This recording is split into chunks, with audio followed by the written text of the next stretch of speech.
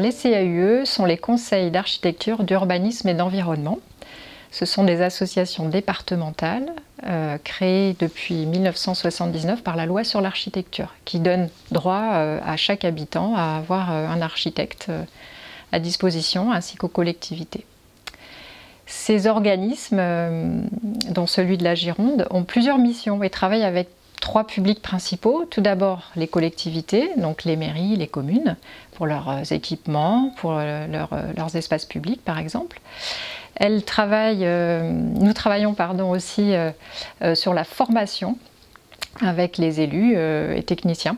Donc c'est pour les amener à mieux se projeter ensuite dans leurs équipements.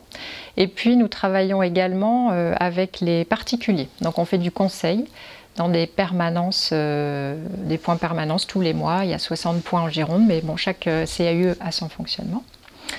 Et je parlerai du dernier qui va nous occuper aujourd'hui, c'est le jeune public. On le sensibilise, on intervient dans les écoles, dans l'école et hors l'école d'ailleurs, et puis plus largement le grand public, par le biais d'expositions, de visites, de publications, de livres, etc. Alors sur quoi on sensibilise et on conseille? C'est le cadre de vie, donc architecture, urbanisme, paysage, environnement.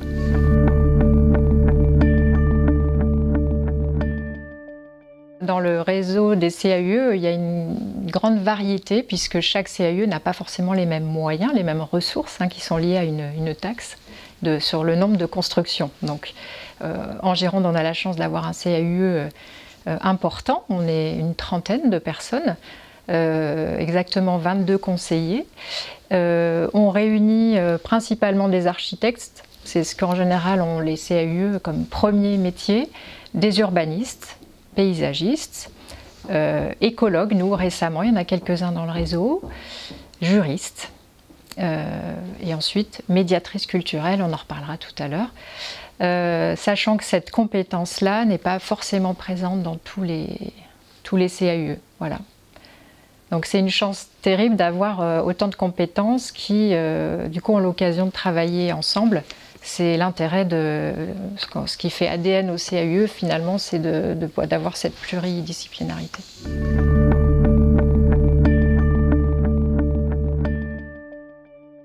Nous travaillons vraiment avec l'idée d'une pédagogie qui donne envie de voir de l'architecture, d'aimer l'architecture, même pourquoi pas de devenir architecte ou paysagiste, des métiers qui nous animent. L'idée, c'est également de partager et pas seulement de transmettre, c'est-à-dire de vraiment vivre des moments d'échange, de construction, d'implication. Et puis, je dirais le troisième point important, c'est d'apprendre à éduquer son jugement, développer le jugement, affûter le regard. Voilà. Ce sont vraiment trois fondamentaux pour le réseau quand on intervient sur la pédagogie en général. Et je précise bien tout public, des petits jusqu'à ce qu'on appelle le grand public dans des manifestations. Pour parler plus précisément du CAUE de la Gironde, on a mis en place une pédagogie qui s'appuie sur les 3 E. Les 3 E, c'est d'abord éveiller sa curiosité, c'est lever les yeux, c'est oser. Le deuxième E, ça va être explorer son environnement, son cadre de vie, être un peu curieux et puis se laisser surprendre. Et puis le troisième E, ça va être plutôt éduquer le regard au sens apprendre à émettre un jugement, à affiner sa critique, prendre conscience que tout ce qu'on fait sur un bâtiment ou sur un espace impacte le cadre de vie autour de soi. Donc là, on va être plus dans la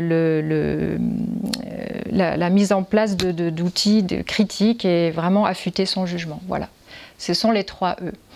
Et à partir de là, on dirait même qu'il y en a un quatrième qui serait l'étonnement, s'étonner.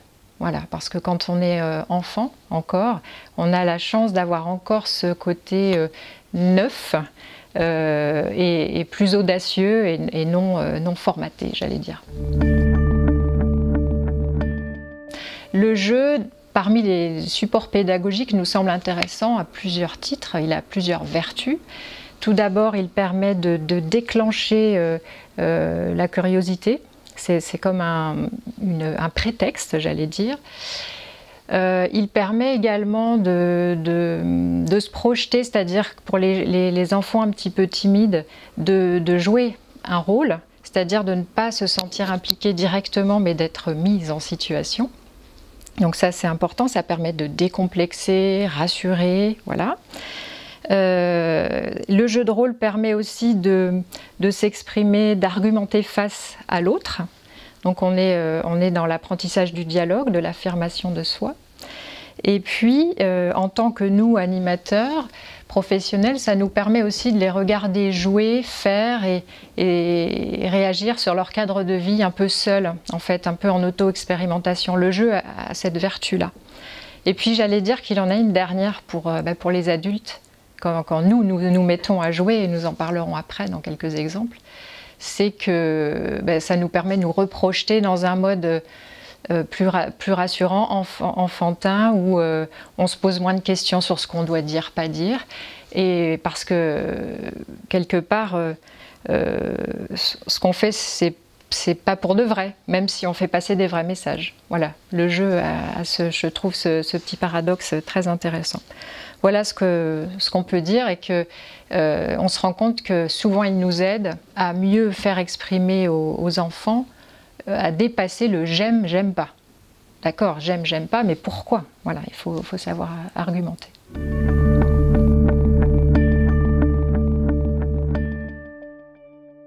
Il s'agit d'une action phare du CAUE que nous menons depuis 10 ans et que nous avons transformé, valorisé dans un petit film que vous allez voir.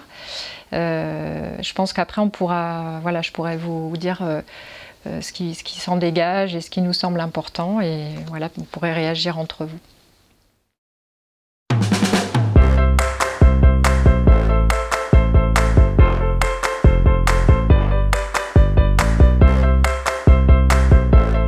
De sensibiliser les enfants à notre cadre de vie, ça fait partie de nos missions. Nous avons imaginé au CAUE il y a 10 ans déjà une action qui s'appelle « Autour de mon école, il y a ».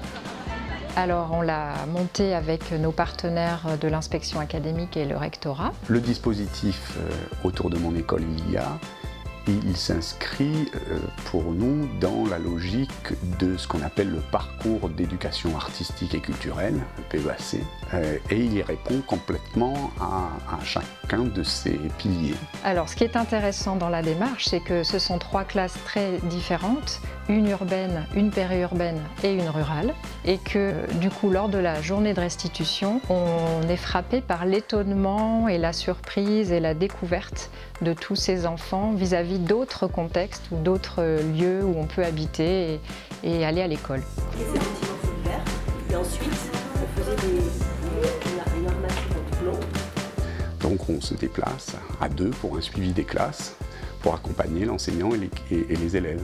Par rapport à d'autres projets, c'est pas juste 1 ou 2 fois dans l'année. On y va 6, 7 fois dans l'année. On a travaillé cette année avec une classe de CM1 sur ce projet autour de mon école. C'est un projet que j'ai trouvé vraiment intéressant. On a fait l'architecture, l'expression corporelle, du français, de l'histoire, de la géographie. Ils ont fait de l'expression orale aussi. Ça leur a permis de travailler aussi l'exposé. C'était juste du plaisir, c'était ludique pour apprendre nos textes, pour pouvoir le présenter aux autres. Ça, on travaillait la mémorisation. Pour pouvoir écrire nos textes, on travaillait le français. Pour les sciences, on avait fait un herbier aussi. On a fait de la géométrie.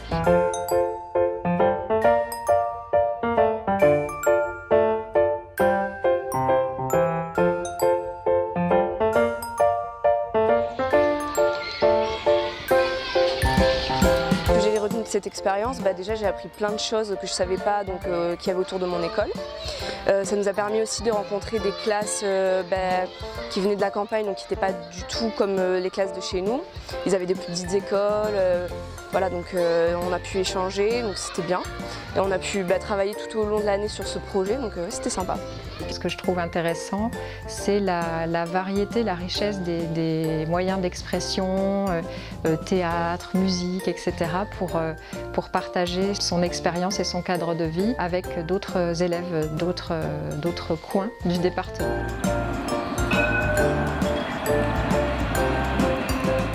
J'adorais. Ce qui m'a plu, c'est de voir comment les autres vivaient, comment ils habitaient, leur nature, s'ils prenaient le train, enfin ce qu'ils avaient de différent dans notre ville, ce qu'ils avaient de moins et de plus.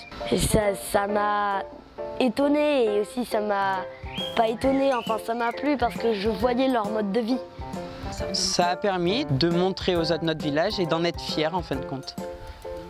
Et c'est pas parce qu'on habite à la campagne qu'on n'a rien à montrer, au contraire, on a des choses à montrer.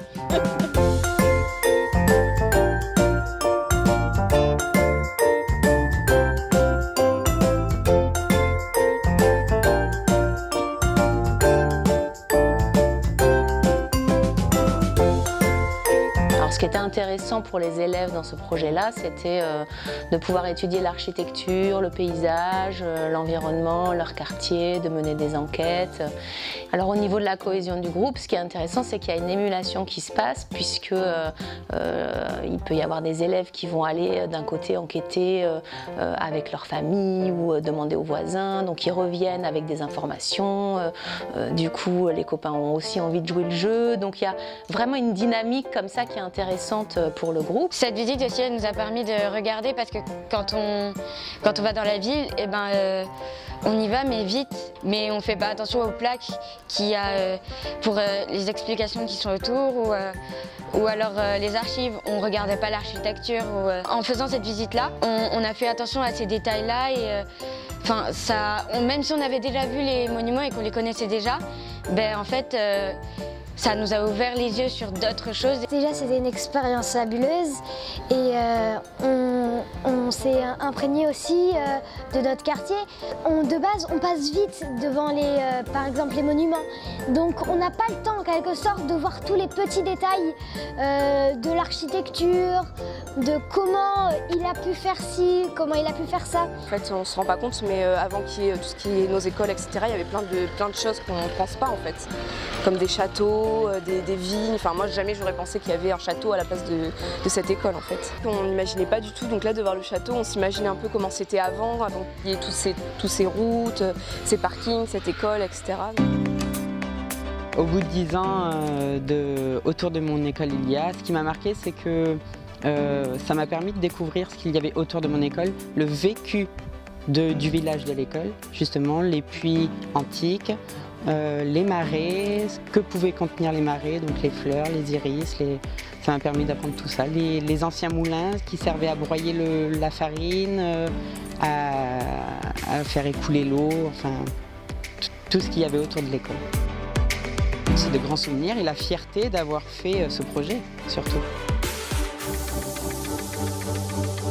C'est ce qui est riche dans ce genre de projet, c'est l'échange.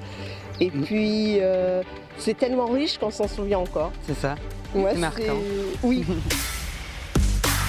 C'était voilà, très porteur, je pense, en termes d'apprentissage. Et puis, au niveau de la pédagogie, ça donne quand même du sens à tout ce que les élèves ont travaillé ensuite dans la classe, quoi. Enfin, je trouve que ce projet, il est génial, qui fait remonter des souvenirs et qui en fait, il nous fait découvrir notre quartier autrement et que je pense que tous les enfants, ils devraient avoir accès à ce projet. Je pense que ça les a transformés dans la mesure où en fait, ça a transformé leur regard sur la ville et sur leur environnement, en fait.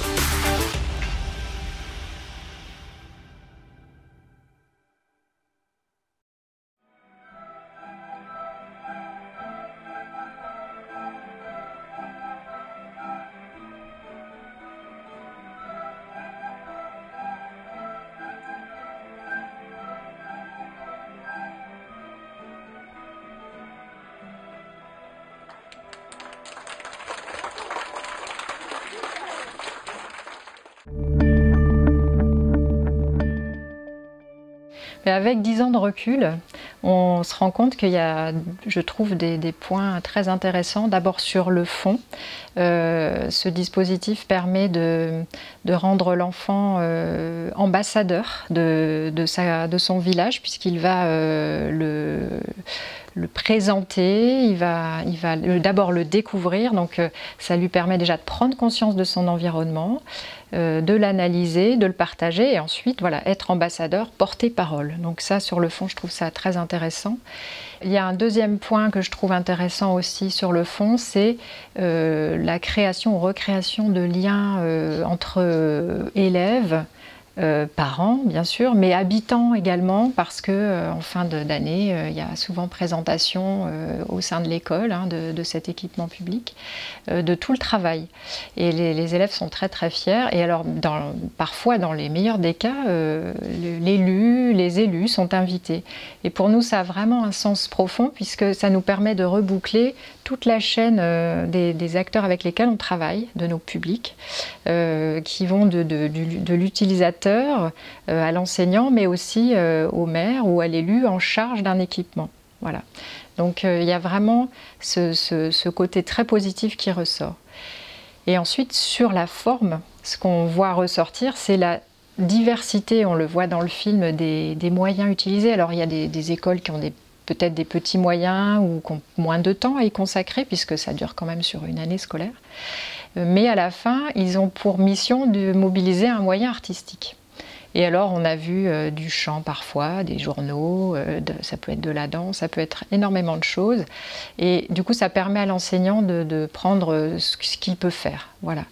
Il y a une souplesse, et la deuxième souplesse, c'est aussi de pouvoir rentrer dans un certain nombre d'enseignements, donc le français, l'histoire géo, sciences naturelles, les maths. Enfin, ça permet vraiment de l'aborder de manière très transversale, puisque pour nous, le cadre de vie, ça concerne tout notre environnement et finalement toutes les disciplines.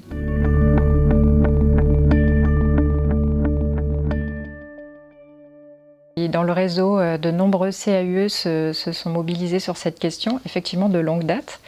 Alors je vais vous donner en fait quelques exemples pour illustrer mon propos. Il y a par exemple Urbax.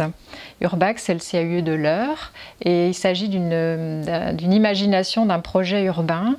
Donc si je reprends les grandes lignes, c'est au cours d'un mandat municipal de 6 ans, les joueurs acteurs, avec des jeux de rôle, doivent se projeter à l'aide d'un petit simulateur, logiciel de simulation. Voilà, donc il y a un petit outil qui a été créé pour accompagner. Par exemple également, un autre jeu qui s'appelle Pépite, créé par le CAUE de l'Allier plus récemment, où là on est vraiment sur un jeu de pistes avec énigmes pour découvrir le patrimoine du département. Alors ils ont carrément une appli, ils laissent des objets à certains endroits, enfin il y a toute une logistique, mais qui en tout cas a bien séduit le réseau parce qu'on réfléchit à mutualiser. Un autre outil d'ailleurs qu'on aimerait mutualiser, ça s'appelle Archi-Histoire, donc Archi-Histoire, c'est le CAUE du Var. Et là il s'agit d'une appli de réalité augmentée qui permet de visiter un patrimoine, même de rentrer dedans avec l'image, parce qu'on n'a pas toujours la possibilité, en 3D et en plus de remonter dans le temps. Donc il y a vraiment la notion de projection qui est assez intéressante. Qu'est-ce que j'ai noté encore? L'architecture pâtissière du CUE 73 par exemple. Alors là, on travaille avec des écoliers d'hôtellerie et puis ils travaillent sur l'analyse de certains bâtiments. Ils traduisent à la fin dans une pâtisserie, un gâteau. Enfin, vraiment, je trouve la démarche très ludique et très intéressante. Et puis j'avais noté également le CAUE 92 qui travaille sur architecture et marionnettes. Alors c'est une énorme maquette avec une simulation d'appartement et les enfants travaillent, aménagent, voilà. Donc il y a plein d'outils comme ça qui existent. Si je peux vous donner quelques ressources, je vous parlerai du site lavilleenjeu.com. qui a récemment rassemblé un certain nombre. Alors la ville en jeu, c'est pas forcément la ville au sens urbanisme uniquement, vous verrez architecture, paysage, c'est assez riche et nous y sommes assez présents, les CAUE, parce qu'il y a d'autres réseaux, les maisons de l'architecture, VPAH, c'est Ville, Pays, d'Art et d'Histoire. Il y a de nombreuses structures en fait qui travaillent avec l'enfant. Voilà pour ce que j'avais imaginé vous dire. Et puis peut-être un ouvrage aussi, les CAUE, une culture de la sensibilisation, qui est sorti en 2016 et qui présente tout un panel d'actions dans les CAUE. Alors juste là, pas que le jeu. Voilà, on est vraiment sur tous les supports pédagogiques très divers.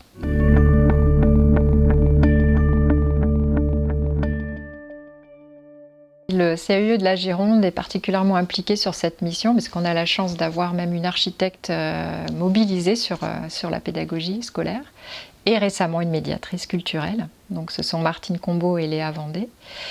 Alors, je vais vous présenter peut-être un petit medley, puisque j'ai essayé de le prévoir en 5 grands types de jeux, en fait, puisque le jeu au sens large, on l'envisage au sens large, du plus impliquant au moins impliquant pour la personne qui joue.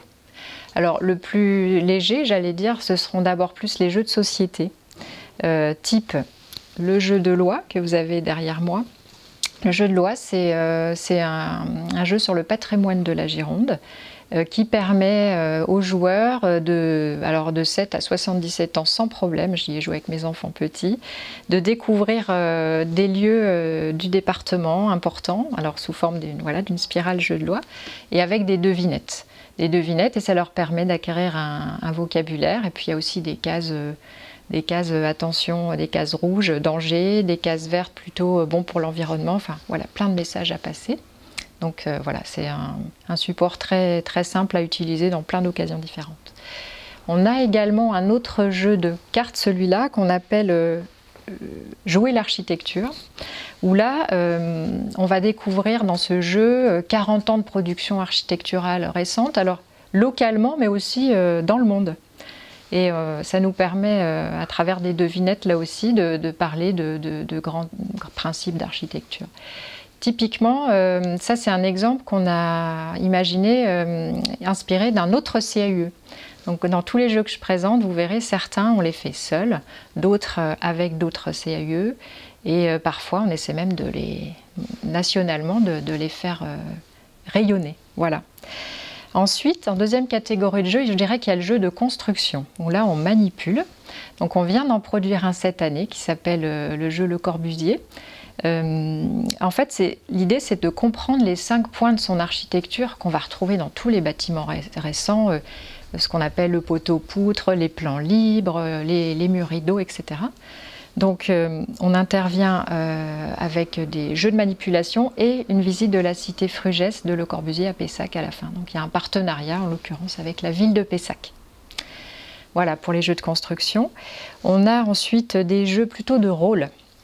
Alors c'est vraiment notre fer de lance parce qu'on se rend compte que voilà, dépasser le j'aime pas, c'est très important de savoir argumenter. Donc on a lancé il y a quelques années Parcorama. Parcorama, c'est une battle d'architecture entre l'équipe parc et l'équipe jardin, donc parc et parking. Donc on a les jardins d'un côté et les parkings de l'autre. Et les élèves apprennent à défendre chacun leur bâtiment ou en tout cas le lieu où ils sont face à une équipe qui cherche les côtés négatifs. Enfin, chacun s'affronte dans un jeu de rôle.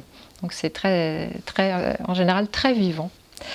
Voilà, on a également Je conçois ma maison, donc ça c'est plus sur l'aspect de l'habitat où on a 2 terrains, 2 équipes, donc 2 terrains différents et chacun doit expliquer pourquoi il a implanté sa maison d'une façon et faire face aux critiques éventuelles de l'autre groupe.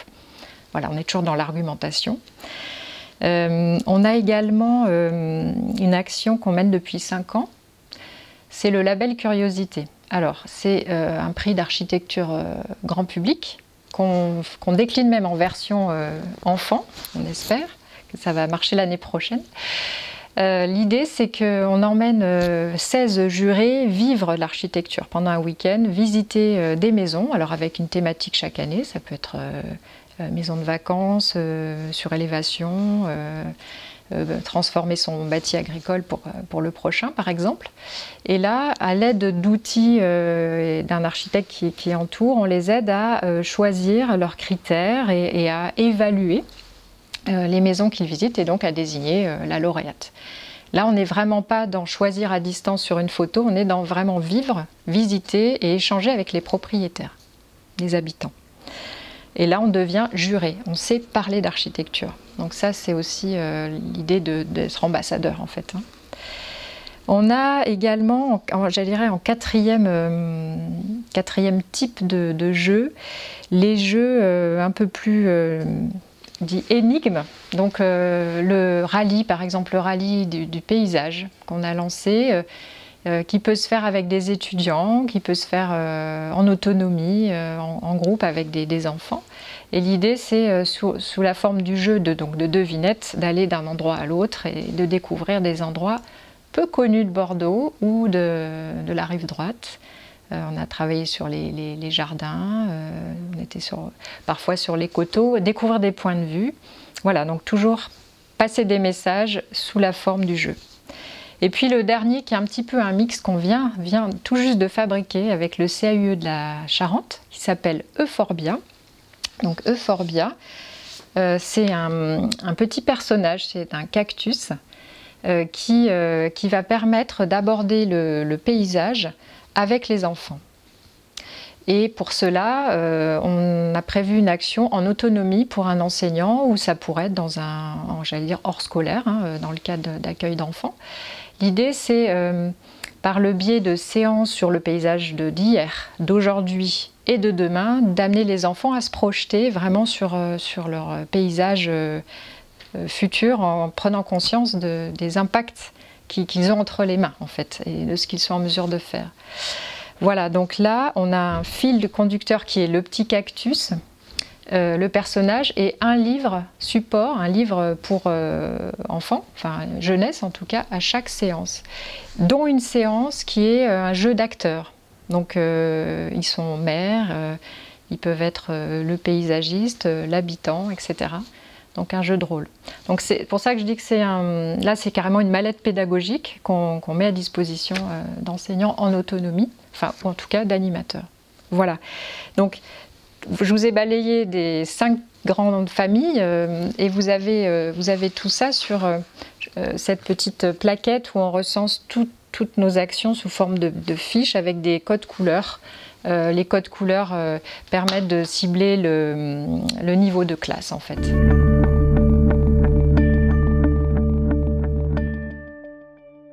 Ah mais ce serait avec grand plaisir, puisque je disais tout à l'heure qu'on fabrique parfois des jeux tout seul ou entre CAUE, j'allais dire un peu entre soi.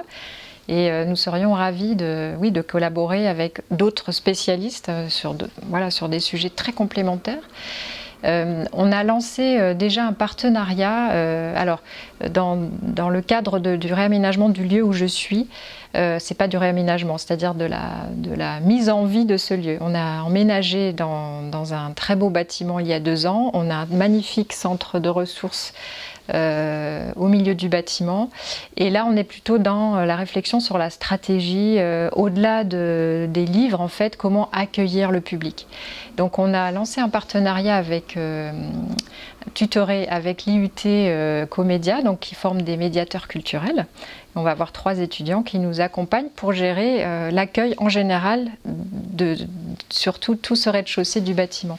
Donc vient se poser la question des livres, des jeux, c'est-à-dire qu'on ne peut pas raisonner en objets séparément, il faut voir comment ils accompagnent des actions qui peuvent être une conférence, une visite, une formation, mais en tant que tel, les gens ne rentrent pas. Donc voilà, il y a aussi toute cette dimension d'animation. On attend beaucoup de ce partenariat. Et puis on construit aussi des actions avec les centres de loisirs du quartier, voilà, qui sont intéressés et qui viennent tester avec nous alors du jeu, oui, principalement du jeu quand on est dans des âges assez jeunes. Voilà, donc pourquoi pas travailler avec des ludothécaires, on serait ravis.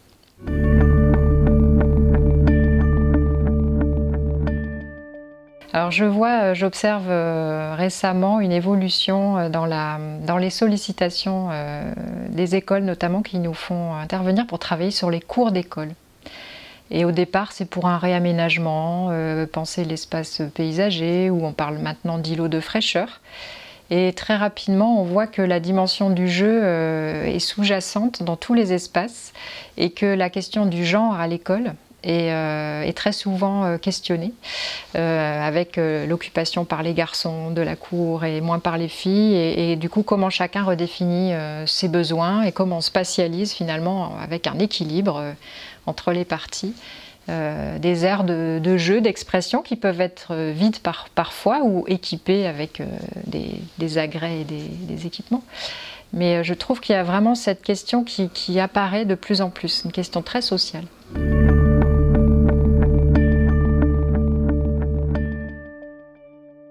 Alors c'est très simple, on accompagne nous gratuitement les collectivités, les communes, les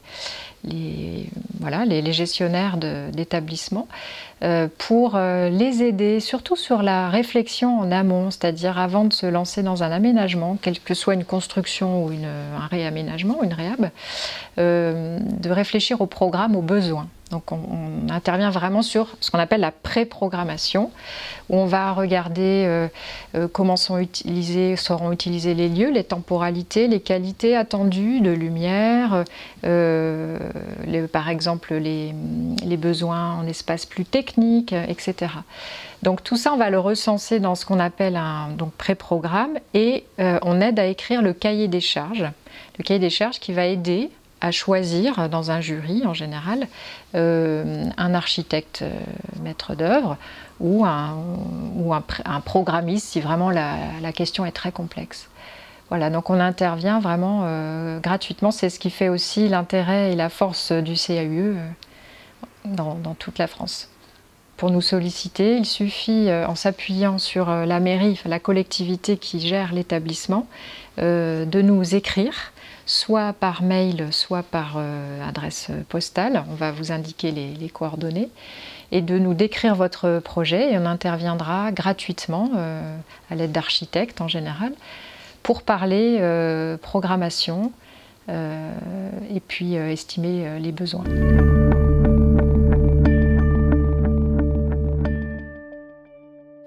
Alors ce qui me frappe au premier abord, c'est je trouve le regard intéressant de l'utilisateur, mais celui qui gère le lieu, qui a un regard assez affûté, je trouve, et très juste sur son environnement. Et ce qui me marque le plus, c'est le manque, très rapidement, le manque de place de stockage, la question de l'accessibilité, d'accéder facilement au jeu aussi. J'ai beaucoup aimé l'intervention sur la relation à l'extérieur aussi. Là, on a au Haillan une ludothèque très ouverte, et ce sont des sujets sur lesquels nous on va vraiment insister au stade de la programmation, c'est-à-dire penser vraiment au lien intérieur-extérieur, même à l'espace extérieur pour jouer, hein, ça a été évoqué dans le film. Et puis le deuxième volet, ça va être vraiment cet aspect technique qu'on souvent néglige, on se dit bon ça va rentrer, mais avoir un vrai espace pour réparer des jeux, pour s'isoler, voilà. Donc tout ça, ça se travaille, ça se décrit, et du coup, une fois qu'on l'a programmé, il n'y a pas de raison que ça se passe mal. Le dernier point aussi, je vois ces films et je me dis qu'il faut toujours essayer d'anticiper l'évolution d'un bâtiment. Prévoir un peu de flexibilité, de réversibilité. Alors ce sont des mots très à la mode, mais on voit très vite qu'une activité peut soudain exploser, ou un bâtiment en tout cas peut accueillir autre chose qu'une ludothèque, ou une ludothèque arrive dans un lieu qui n'était pas forcément destiné. Donc c'est toujours prévoir un maximum de flexibilité, et ça se travaille. Donc je vous invite en tout cas à aller voir un autre outil qu'on a mis en ligne sur le net, c'est l'Observatoire Curiosité du CAUE. Alors vous avez le même au niveau national qui s'appelle l'Observatoire des CAUE. Pour la Gironde en tout cas, vous avez toute une série d'exemples d'équipements, dont des bibliothèques. Sûrement peu de ludothèques encore, mais en tout cas à chaque fois vous avez une fiche, on va dire technique, avec sa surface, son coût, son concepteur, des plans, description de l'approche architecturale.